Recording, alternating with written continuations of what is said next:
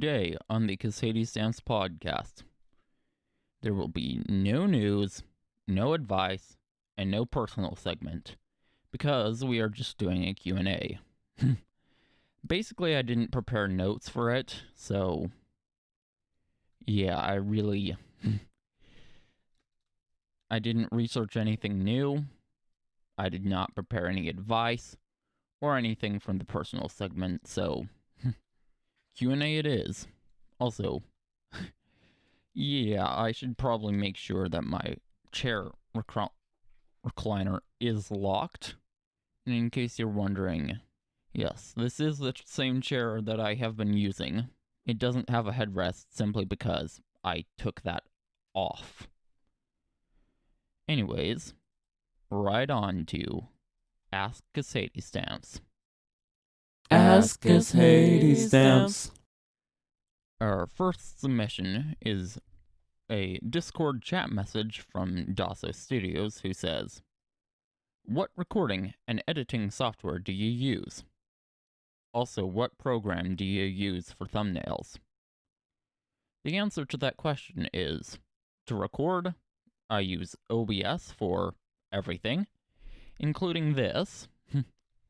In fact, you see, switching cameras, that's done with this, my keyboard, in real time. If I am recording a multi-track song, though, I will use Cakewalk, and for just recording a little quick and dirty bit, I use Audacity to record that. What I never use is Windows 10's built-in voice recorder, though.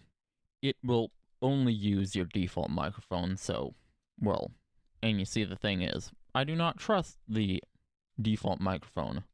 Whoops. For editing, I currently use Shotcut, although I am hoping to switch to DaVinci Resolve once I actually get a graphics card. I'm currently running on an IGP, integrated graphics processor, and back when I was running 1360 by 768 and 1280 by 720, both progressive, it was okay at best.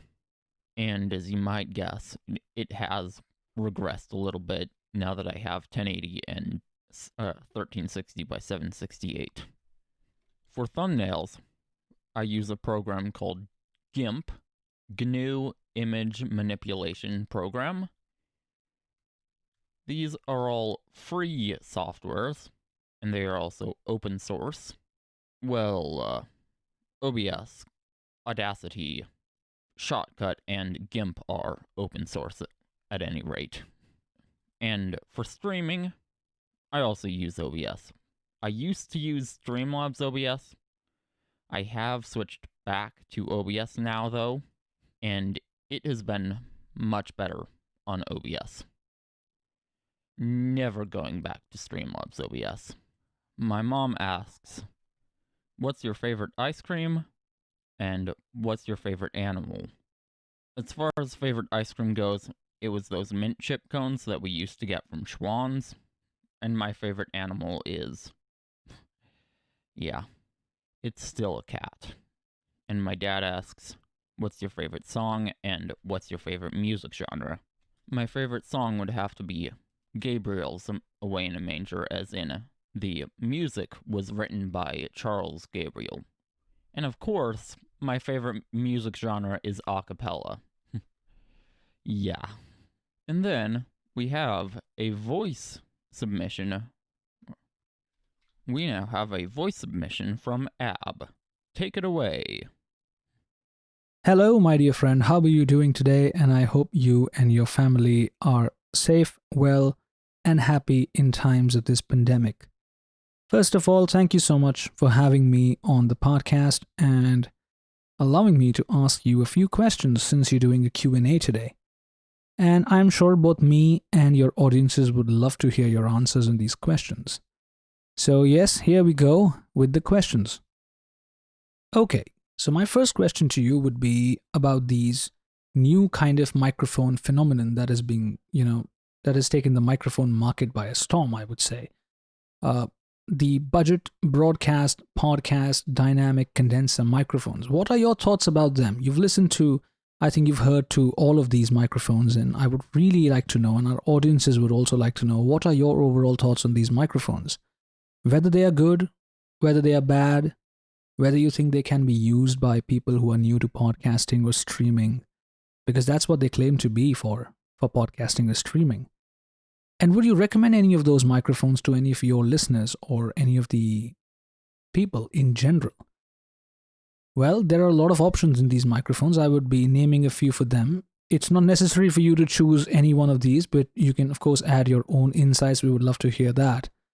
The microphones that came out as the budget broadcasting, podcasting microphones were the Rode PodMic, the MXL BCD1, Zoom ZDM1, Presonus PD70, Razer Siren Mini, NT USB Mini, Yeti Nano, etc.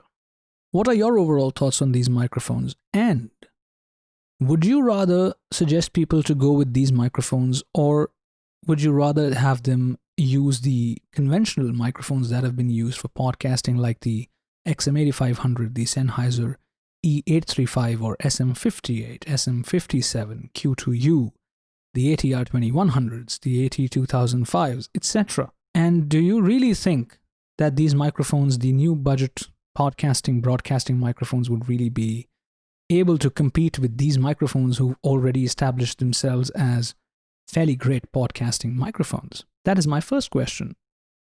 And since we are talking about podcasting and streaming, I would really like to ask you your opinions on USB microphones as tools for recording podcasts or for streaming. Like, would you recommend USB microphones to your audience, or would you just say that no, let's just follow the conventional XLR setup because that gives you more flexibility, that has more options, and that is more of an established system of recording audio, good audio for that matter? So, and what do you think USB microphones can do good and what they actually are bad at? So, your opinions on that would be my second question. And next up, I would like to ask you, what are your future plans about your podcast or your streams? Will there be any changes? Will there be any new introductions? Will there be any old restructurings that you're planning for in your podcast and your live streams, the games that you play, or the platforms you go live on, etc.? Anything you would like to add and contribute and tell our audiences will be appreciated. That'll be my questions for you, my friend. I hope you have a good day and a great life, and it was a delight being on your podcast. Thank you. Those are such wonderful, wonderful questions. So, how am I doing? Couldn't complain, really. My thoughts on the new budget broadcast podcast microphones like the Rode PodMic MXL BCD1, Zoom ZDM1, Presonus PD70, Razer Siren Mini, Rode NT USB, Blue Yeti Nano, Blue Yeti 10, ones like those. Well, for one thing, I will say, I am glad that there are being more options put into the budget range. More good options, even. Now, the MXL BCD1, I would say, avoid it like the plague. I have never heard anyone sound good on that microphone. With the Rode PodMic, if it fits your voice, yeah, go right ahead. The Zoom ZDM1, once again, I couldn't complain about it. Presonus PD70, it does look quite a lot like the SM7B. And, yeah, I'm pretty sure that is intentional. That being said, it has a completely different sound. Completely different. The Razer Siren Mini, USB microphone, no headphone jack. Kind of a deal breaker for me. However, the NT USB Mini, if I remember correctly, it does have a headphone jack, so yeah. It's a plug-and-play microphone that is not deal broken for me. Blue Yeti Nano, yeah, I mean, it is cheaper than the original Blue Yeti. I will give it that, but I do actually prefer the original over it. However, I would not recommend the Blue Yeti 10 at all, because, in my opinion, the original Blue Yeti sounds better than that.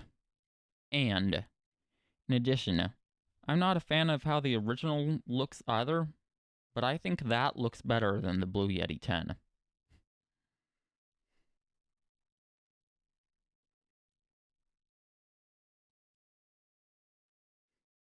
Now, would I recommend any of these? Yeah, sure I would. The MXL BCD1 I would not. The Razer Siren Mini I also wouldn't because, well, zero latency monitoring. However, any of the others, I mean, if you like them, go right ahead. Now, between the conventional handheld mics like the Sennheiser E835, which I actually have in a microphone bag now, the XM8500 by Behringer, the Shure SM58, the Samson Q2U, the Audio Technica ATR3350X USB, AT2005 USB.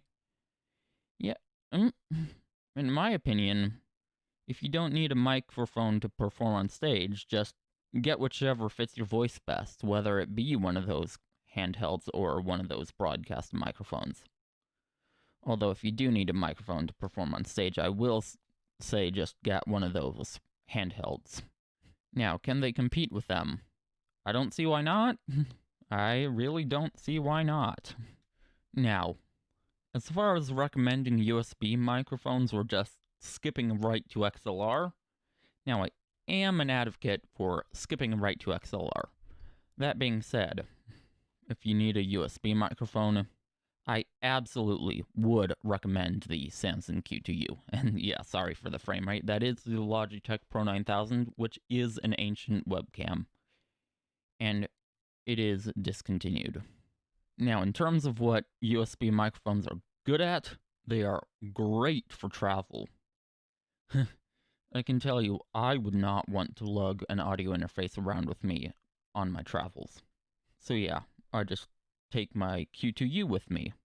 Now, yes, I do know that the Q2U is a hybrid microphone. I use it via USB with my laptop. I also use it via XLR at my main desktop station. Now, another thing USB microphones can be good at is for getting you started with recording. What they are bad at, though, is definitely versatility. You can only use them for recording on your computer. Now, while it is technically possible to use a USB microphone that has a headphone jack with a Go XLR, it's not really recommended to do that long term. That is a makeshift in-between setup, mind you. But yeah, USB microphones aren't bad per se. There are even things they excel at that XLR microphones don't. Now, as far as future plans, whether there's going to be any restructuring, etc., not really. I already don't really have a structure to begin with. That being said, the streams that are fairly late at night, yeah, they are going to have to go away soon because, well, college is being picked back up, so yeah. Anyways, yeah, basically just streams that are late at night my time are going to be going away. But really, there's really nothing else that's going to change. But anyways, thank you for the questions. Now, unfortunately, ladies and gentlemen, that is all I've got time for. I really do hope you've enjoyed. If you did, then please do hit that like button. And if you really loved it, then make sure to subscribe. But anyways, this has been Sadie Stamps. Cheers for watching, and I will see you all later. Bye!